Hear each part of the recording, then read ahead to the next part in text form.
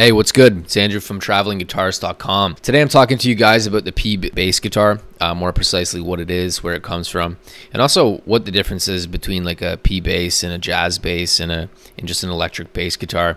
And essentially what it all comes down to is just like the history of the bass in general.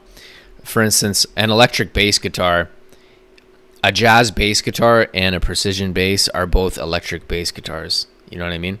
And a precision bass, that's just a specific model of the electric bass guitar, and it was the first electric bass guitar ever created by Fender. So it came out and it literally said precision bass on it. And the reason why they called it precision bass is because before it was created, a bass instrument was pretty much always the upright bass, which is like the large plucked instruments that you would see like a stereotypical jazz bassist, where he's like holding it upright and plucking it with his fingers.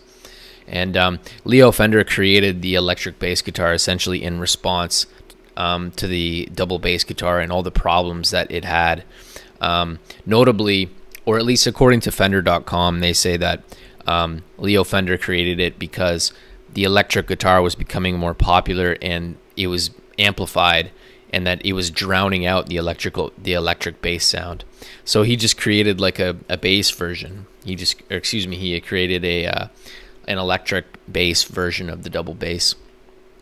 And yeah, that's essentially where it comes from. So a precision bass, it's just a specific model of an electric bass guitar, and it was the first one ever created.